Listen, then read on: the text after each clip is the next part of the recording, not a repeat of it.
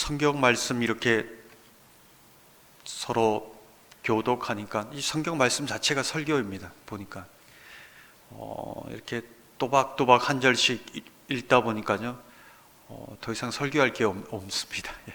성경 말씀 자체가 하나님의 말씀으로 그렇게 선포되는 것이 아닌가 이렇게 생각하게 됩니다.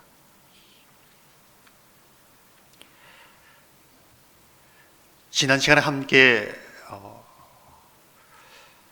묵상한 말씀을 복습해 보고자 합니다. 기억하십니까? 예수님은 우리를 양으로 보시고 우리를 이리 가운데 보내신다, 이렇게 말씀하셨습니다. 우리가 살아가는 삶은 이리가 득실거리는 그 한가운데를 양으로 살고 있다, 이렇게 볼 수 있는 것이지요.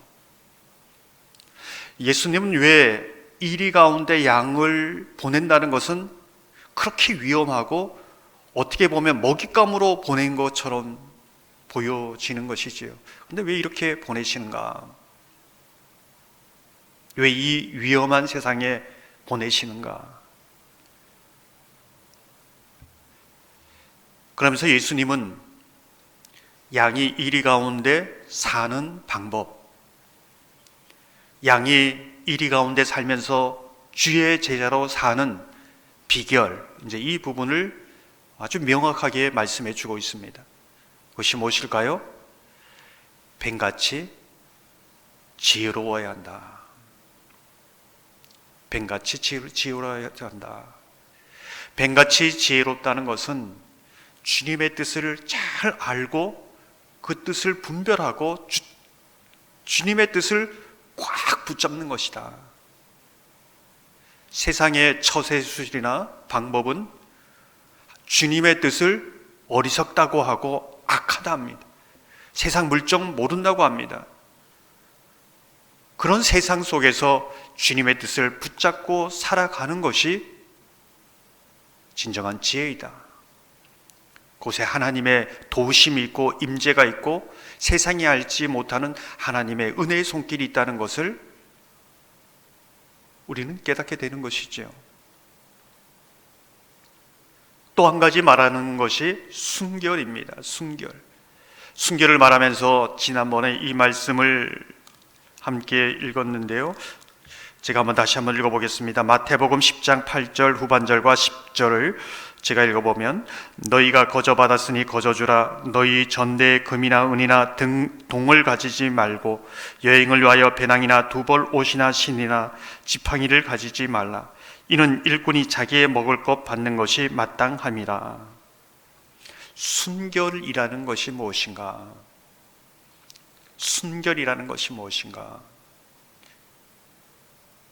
제가 주일날 설교하기 전에 하나님만 바라는 삶, 하나님만 바라지 않는 삶은 모든 주변에 있는 것이 하나님이 된다, 이런 말씀을 드렸습니다. 조금 전에 기도 이제 하셨지만은 이스라엘 백성들이 광야를 살아가면서 야채만 먹어서 얼마나 힘들었겠습니까? 기력이 없지요. 하나님, 고기 한 점 먹고 싶습니다.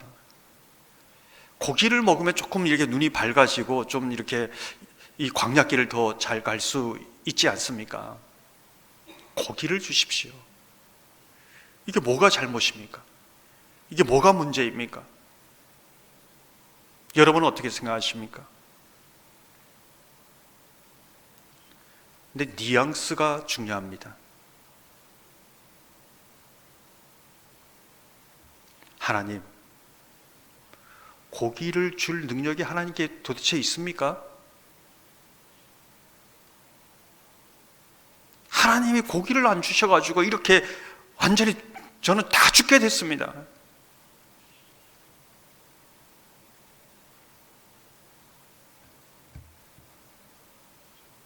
고기를 안 주셔서 이렇게 나를 방치하고 죽게 내버려두고 그러시면 안 되지 않습니까? 하나님을 없이 여깁니다. 고기가 우상이 된 것이죠.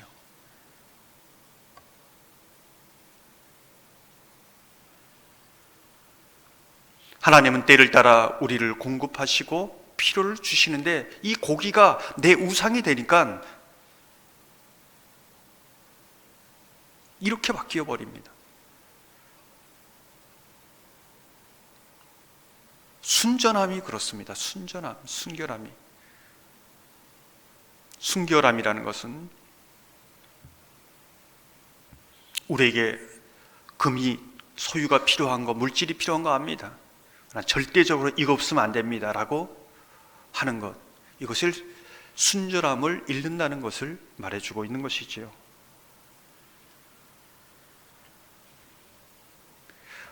우리의 생사화복을 하나님께서 하시고 필요를 따라 공급하신다는 것. 이스라엘의 광야를 살면서 단 한 명도 배고파서 죽은 사람 없습니다. 추워서 죽은 사람 없습니다. 신발이 헤어진 사람도 없습니다. 하나님이 이렇게 신실한 하나님인데 탐욕이 하나님을 이상하게 만드는 겁니다. 거기에 그 시험에 들지 마라. 그 악에 빠지지 마라. 그 탐욕에 빠지지 마라. 이제 이 부분을 순결이라고 이제 말씀하고 있습니다. 양이 이리 가운데 살아가는 또 하나의 비결 가운데 사람을 삼가라. 이제 이 부분입니다. 양이 이제 이리 가운데 보면은 야, 누가 정말 가장 힘이 센 이리인가 거기 붙어야겠다. 저기에 줄을 서야겠다. 그래야 내가 좀 생명을 부지하겠다. 이제 이런 생각을 하지 않겠습니까? 근데 사람을 삼가라. 사람을 삼가라. 이것도 순결함이죠. 사람 삼가할 대상으로 보아야 한다는 겁니다.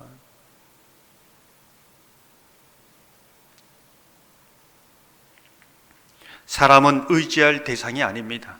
적도 아닙니다. 주일날 말씀드렸던 것처럼 사랑할 대상이고 정말 주님의 마음을 가지고 기다리고 섬겨야 할 대상입니다.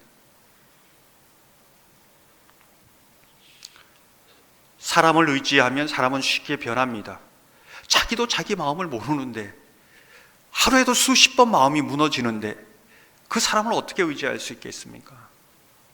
금방이라도 종려나무 가지를 들고 예수님을 찬송하던 사람이 순식간에 변해서 예수님을 십자가에 못 박는 것이 사람인데 어떻게 사람을 의지하겠습니까? 사람을 삼가라. 삼가라는 것은 전적으로 내 의지할 대상으로 삼지 마라. 적으로 보지 마라. 사랑하고 섬겨야 할 대상으로 봐라. 주님이 그렇게 하셨지요.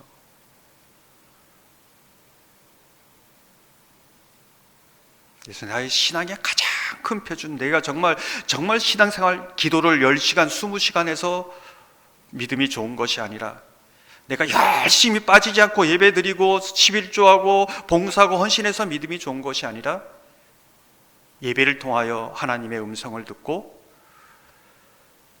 내가 만나는 사람을 정말로 긍휼함으로 예수님처럼 친절하게 존중하며 대할 수 있는가.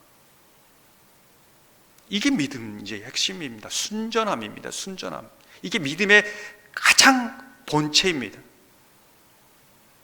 오늘 말씀 본문의 가장 끝에 뭐라고 합니까? 여러분은 저를 어떻게 보십니까? 이제 이겁니다. 여러분은 저를 어떻게 보십니까? 설교에서 나한테 은혜를 끼친 사람 이 정도 보십니까? 그러면 이 정도 은혜밖에 없습니다. 선지자로 보십니까? 선지자의 상이 있다는 것입니다. 제자로 보십니까? 제자의 상이 있을 겁니다. 그걸 얘기하는 겁니다.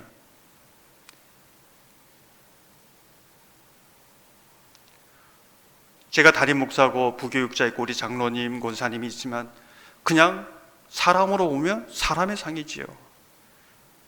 그러나 하나님이 세우신 사람 보면 하나님의 상이 있다는 겁니다.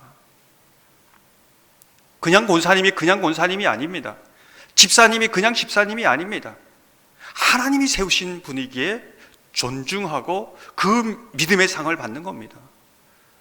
그래서 믿음의 핵심이 너무 추상적인 것이 아니라 너무 실제적이고 현실적인 거랍니다. 우리 한국교회는 열심히 봉사해야 신앙이 좋다고 생각했습니다. 헌금 많이 해야 신앙이 좋다고 생각했습니다. 근데 그게 아니죠. 정말 예배를 통해 하나님을 경외함으로 섬기고 그 말씀을 통하여 하나님의 말씀을 듣고 있는가? 그 마음을 가지고 내가 만나는 사람들을 통하여 정말로 주님을 사랑함으로 존중하고 따뜻한 마음으로 존중하고 있는가? 이게 끝입니다. 이게 오늘 설교 제목에 아버지 앞에서 사람 앞에서요. 이제 그 핵심이지요. 너무 단순합니다. 사람들이 보통 사람이 저렇게 어떨 수 있어? 저 사람 저런 사람이야. 저 사람 때문에 상처받았어. 나 저 사람 때문에 교회 못 나가. 교회 옮길 거야.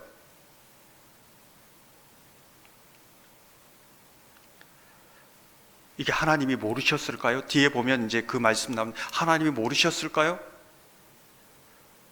그 몰라서 내가 실수했어. 그것을 막아야 되는데 하나님이 내가 그만큼 관심을 못했기 때문에 그런 거야. 이렇게 말씀하실까요? 아닙니다. 요셉에게 있어서 보디발이나 간수장이나 형제들 하나님이 모르셔서 그것을 허용하셨을까요? 요셉을 세우기 위한 하나님의 엑스트라일 뿐입니다. 정말 그걸 볼 수 있는 눈이 있는가? 이게 순전함이지요. 순전함. 그게 핵심입니다.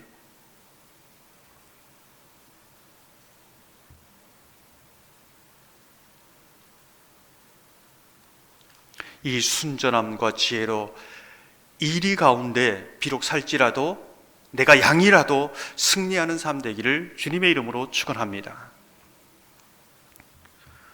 오늘 이리 가운데 양으로 사는 비결에 대해서 뱀같이 지혜롭고 비둘같이 순결해라. 사람을 삼가며 살아라. 오늘 말씀 보면 두려워하지 마라. 이리 가운데 살면 매일 삶이 두렵습니다. 저도 오늘 설교하기 전에 막 이렇게 가슴이 막 조여옵니다. 설교가 벌써 몇십 년을 내도 늘 설교할 때마다 이렇게 힘듭니다. 두려워하지 마라.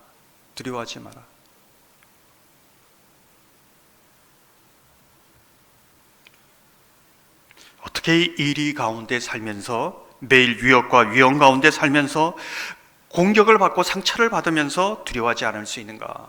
우리 삶의 일상에서 어떻게 이렇게 살 수 있는가? 두려워하지 말라고 하는 것은 두려워하지 않는 그 부분을 말씀해 주시는 거죠. 그게 24절, 25절에 나옵니다. 제자가 그 선생보다 또는 종이 그 상전보다 높지 못하나니 제자가 그 선생 같고 종이 그 상전 같으면 족하도다. 집주인을 바알세불이라 하였거든 하물며 그 집 사람들이랴. 두려움을 말하는데 두려워하지 말라고 얘기하는데 제자가 그 선생보다 종이 그 상전보다 높지 못하다, 이걸 말하고 있습니다. 무슨 뜻일까요? 독일어 성서 해설판에는 이 구절에 대해서 이렇게 설명합니다. 제자들은 두려워할 필요가 없다. 그들의 스승에게 닥친 것보다 다른 또는 더 심한 것은 또한 그들에게 닥칠 수도 없고 닥치지도 않을 것이기 때문이다. 이것은 가혹하지만 냉철하고도 실제적인 위로이다. 이 말 뜻을 이해하셨습니까? 왜 이것이 두려움을 이기는 방법인가? 두려워하지 말라는 주님의 말씀에 순종할 수 있는 말씀인가? 예수님이 이렇게 말합니다. 야, 너희는 두려워하지 마라. 그것이 무엇이든지 내가 너의 앞에 서 있다. 너의 앞에 서 있다는 것은 그것이 무엇이든지 나를 통과해야만 너한테 간다. 그것이 무엇이든지 나를 이겨야 너한테 가는 것이다. 이 말 뜻입니다.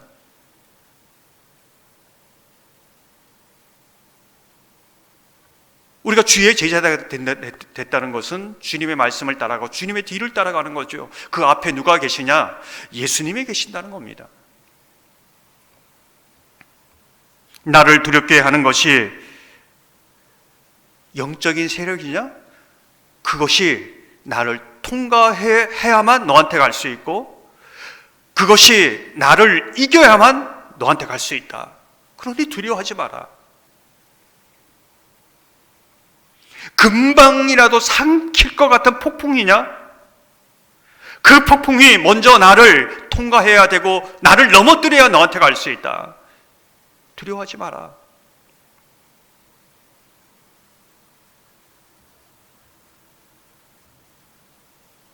우리 예수는 어떤 분입니까? 만왕의 왕이지요. 전능하신 하나님이지요. 그게 두려워하지 않는 유일한 계속해서 말씀하시는 근거입니다. 29절에 31절을 보면 두려워하지 말라 말하면서 이렇게 말씀합니다. 참새 2마리가 한 아사리온에 팔리지 않느냐? 그러나 너희 아버지께서 허락하지 아니하시면 그 하나도 땅에 떨어지지 아니하리라. 너희에게는 머리털까지 다 세신 바 되었나니 두려워하지 말라. 너희는 많은 참새보다 귀하니라. 허락하지 아니하시면 사람들이 여기에 두려워합니다. 이 일을 쉽게 하기 위해서 주일에 보이는 것과 보이지 않는 것에서 말씀드렸습니다. 엘리사의 사환 게하시가 아람 군사들이 성을 완전히 포위한 것을 보고 두려워합니다. 왜 두려워할까요? 나에게 어떻게 이런 일이 일어나는가? 어째서 하나님은 이것을 허락하시는가? 여기에 혼란스럽고 힘들어합니다. 두려워합니다. 어째서 이런 고난이 나에게 닥쳤는가? 이게 두려워하는 거죠. 근데 오늘 말씀을 보면 하나님께서 그런 상황을 외면하시기 때문에, 모르기 때문에 그런 것이 아니다. 머리털까지 새 신발이었다. 하나님의 뜻을 다 헤아릴 수는 없지만 우리가 그 상황을 보면 그 상황을 아시기에 이미 하나님의 불말과 불병거로 그들을 세밀하게 보호하고 계시는 것이죠. 그러니 두려워하지 마라. 여러분 가운데 저도 이 본문을 보면서 아니, 하나님이라면, 정말 나를 사랑하신 하나님이라면 이런 위험한 지경까지 오지 말았어야지요. 정말 하나님이라면 이런 고난 당하지 않게 하셨어야지요. 이렇게 생각하는 분이 있는 줄 압니다. 그러니까 다 헤아릴 수 없죠. 근데 오늘 새벽에 말씀드렸지요. 하나님께서 11개의 역사 가운데 그 공통적인 점은 이야기입니다. 하나님의 이야기입니다. 하나님은 이야기를 통해서 하나님의 임재와 살아계심을 나타내는 분이다. 그 이야기가 무엇입니까? 풍랑이 있는 바다 위를 걷는 이야기를 통해서 물 위로 걸어오시는 온 천지 만물이 하나님의 말씀에 순종한다는 것을 드러내십니다. 풍랑이는 바다에 있는 제자들을 찾아오시고 언제든지 건지신다는 것을 배우게 합니다. 그것을 통해 물 위를 걷는 법도 배우게 하는 것이지요. 이야기를 통해, 이런 역사를 통해 하나님을 나타내시고 하나님을 경험합니다. 우리는 온통 하나님의 이야기 속에 신앙이 성장하고 하나님을 더 알아가고 가까이 가는 것이죠. 근데 왜 각자마다 그 하나님의 이야기는 다른 것이죠. 나중에 천국에 가서 예수님에게 물어보십시오. 다 우리 삶이 수수께끼 같은데 궁금한 거는 그때 가서 물어보시면 됩니다. 예수님께서는 두려움에 대한 결론으로 이렇게 말씀하십니다. 32절 33절을 보면 누구든지 사람 앞에서 나를 시인하면 나도 하늘에 계신 내 아버지 앞에서 그를 시인할 것이요 누구든지 사람 앞에서 나를 부인하면 나도 하늘에 계신 내 아버지 앞에서 그를 부인하니라. 설교 처음 할 때 하나님과 사람 관계를 얘기했지요. 오늘 이 결론이 그렇습니다. 우리가 이리 가운데 두려워하지 않는 방법은 무엇인가? 먼저 하나님 앞에서 하나님 아버지를 향한 신뢰, 믿음의 고백이 있어야 한다. 어떤 시련과 고난, 어떤 사람도, 어떤 영적 세력도 아버지 하나님을 통과해야 하고 아버지 하나님을 넘어뜨리고서야 나한테 올 수 있다는 이 믿음이 있는가? 어떤 수많은 사건과 사고 가운데에서도 하나님이 나를 알고 계시고 먹이고 돌보신다는 그 믿음이 있는가? 그러면 사람 앞에서 주눅들지 않습니다. 두려워하지 않는다는 거죠. 하나님을 사람 앞에서 자랑할 수 있다는 겁니다. 하나님 아버지 앞에서 이게 되지 않으면 사람 앞에서 어떻게 됩니까? 주눅들지요. 사람을 의지하게 되지요. 사람 눈치 보게 되지요. 때로는 내가 힘이 있을 때는 사람을 업신여기고 힘이 없을 때는 비굴하게 살아가는 것이요. 아버지 앞에서 사람 앞에서 이게 연결되어 있다는 겁니다. 두려움이라는 이 문제가.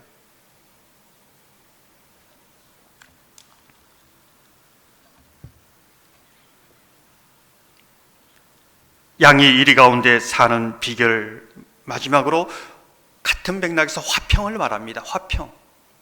34절에서 36절을 보면 이렇게 말씀합니다. 내가 세상에 화평을 주러 온 줄로 생각하지 말라. 화평이 아니요 검을 주러 왔노라. 내가 온 것은 사람이 그 아버지와 딸이 어머니와 며느리가 시어머니와 불화하게 하려 함이니 사람의 원수가 자기 집안 식구리라. 지금 화평에 대해서 본질적인 부분을 터치하고 있습니다. 무슨 뜻일까요? 제가 이해를 쉽게 하기 위해서 종종 제가 예수 믿게 된 그러한 부분을 말씀드린 적이 있는 줄 압니다. 제가 예수 믿음으로 인해서 가정에 불화가 일어났습니다. 핍박이 있습니다. 집안 식구가 원수가 되어버렸습니다. 저는 제일 싫은 날이 명절날입니다. 제사 안 지내려고 이제 교회로 버스 1시간 타고 이제 가는 거죠.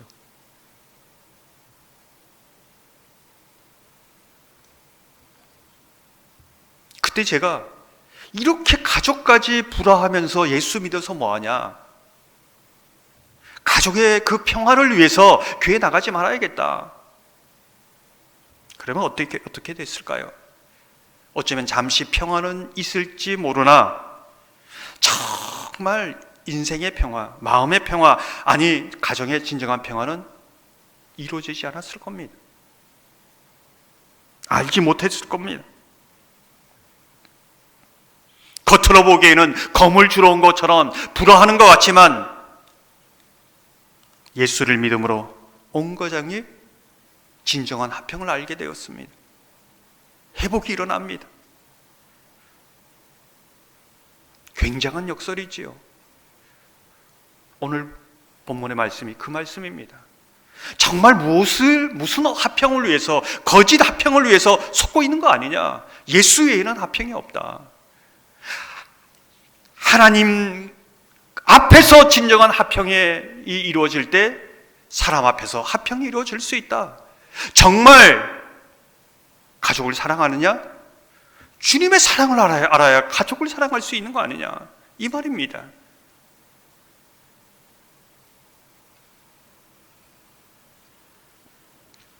(38절) (39절을) 보면 이렇게 말씀합니다. 또 자기 십자가를 지고 나를 따르지 않는 자도 내게 합당하지 아니하니라.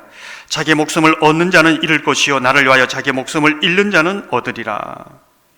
사람들은 신앙생활을 하면서 내가 원하는 대로 더 좋은 집에 살길 원하고 더 잘 되기를 원하고 내가 원하는 대로 되기를 원하는데 그게 세상 사람들은 성공이고 신앙생활 정말 복 많이 받았다고 얘기하는 것입니다. 근데 이게 불행입니다. 왜 그럴까요? 내가 원하는 것이 다 이루어진다고 해도 진정한 행복이 있습니까? 내가 원하는 것 되지 않을 때, 내 뜻이 무너질 때 모든 것이 다 무너지는 것이죠. 근데 하나님의 뜻을 따를 때는 하나님의 뜻은 무너지지 않습니다. 내게 가장 좋은 것을 이루어 주시는 것이죠. 그것을 말하는 겁니다. 자기 목숨을 위하여 열심히 살아가며 목숨이 끝나면 끝나는 겁니다. 근데 예수를 위해 살면 예수님이 내 생명을 보장해 주십니다. 이 땅에서도 하늘에서 보장했으며 나를 책임지시는 것이지요. 이것을 얘기하고 있습니다. 그래서 시편 63편 3절을 보면 이렇게 말씀합니다. 주의 인자하심이 생명보다 나음으로 내 입술이 주를 찬양할 것이다. 이게 진정한 믿음의 고백입니다. 사랑하는 성도 여러분, 이리 가운데 오늘도 양으로 저와 여러분이 살아가고 있습니다. 하나님 아버지 앞에서 두려움으로 하나님을 사랑하고 신뢰함으로 모든 두려움을 떨쳐버리고 떠나게 하시는 하나님의 은혜가 있기를 소망합니다. 이리 가운데 사는 양이지만 하나님 아버지와 내가 화평함으로 모든 곳에 화평이 이루어지는 것을 경험하는 저와 여러분 되기를 주님의 이름으로 축원합니다.